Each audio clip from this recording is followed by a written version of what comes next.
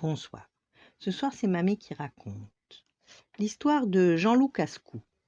Rien n'est trop casse-cou pour Jean-Loup. Il grimpe sur les plus hautes branches, fait des acrobaties à la bicyclette et roule comme un fou sur sa planche à roulettes. On a beau lui répéter « Tu vas te rompre le cou !» mais rien n'y fait. Jean-Loup adore le danger. Près de chez Jean-Loup, un cirque s'est installé. On demande des assistants. Se présenter sur le champ, lit-il dans le journal. Formidable! Travailler dans un cirque, il en a toujours rêvé. Il pourrait devenir dompteur ou trapéziste ou cracheur de feu ou équilibriste. Quelque chose de vraiment dangereux, qui fait vraiment peur. C'est décidé, il va se présenter. Et Jean-Loup est embauché.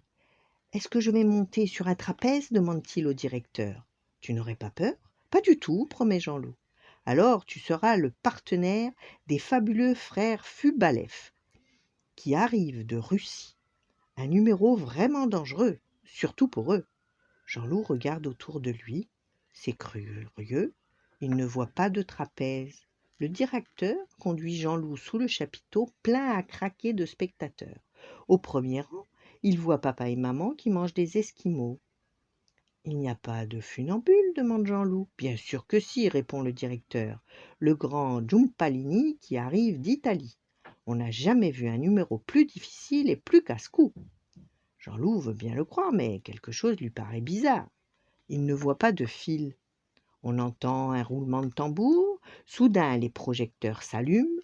Le directeur conduit Jean-Loup au milieu de la piste. « Mesdames et messieurs, voici maintenant de merveilleux artistes, annonce-t-il.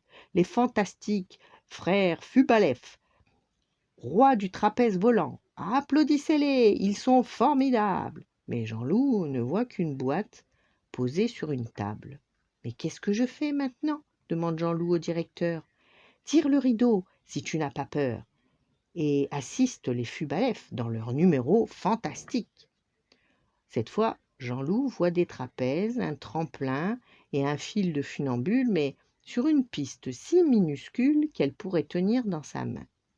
Quand il tire le rideau, 9 puces arrivent d'un seul saut. « Les fantastiques frères Fubalev !» s'exclame le directeur. Et leur invité spécial, le grand Giumpalini, venu tout exprès d'Italie. Et tout le monde applaudit. Un cirque de puces savantes? Jamais Jean-Loup n'aurait imaginé ça. « Il n'y a aucun danger, proteste-t-il. » Le directeur a l'air furieux. Marcher sur un fil, pour eux, c'est l'épouvante. « Aïe !» crie Jean-Loup. Le chef des Fubalev lui a mordu le nez. « Tu n'aurais pas dû le vexer, » dit le directeur. Soudain, le grand Giumpalini saute sur la main de Jean-Loup. Un des Fubalev descend de son trapèze pour lui mordre le cou. Aussitôt, Jean-Loup se met à hurler. « Au secours, je deviens fou !» Les cris de Jean-Loup mettent plutôt les puces en appétit. À force de gigoter, Jean-Loup a renversé le bocal à côté de la table et toutes les puces s'enfuient. Et hop, d'un saut, les voici sur les spectateurs. Le chapiteau est envahi. « Revenez !» ordonne le directeur. Mais il peut toujours crier. Les puces affamées mordent et sucent sans s'arrêter. Jean-Loup Casse-Cou est couvert de piqûres. Il a des puces jusque dans les chaussures. Jamais il ne s'était autant gratté.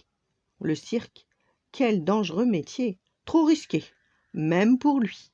Voilà, bonne nuit, faites de beaux rêves et à demain.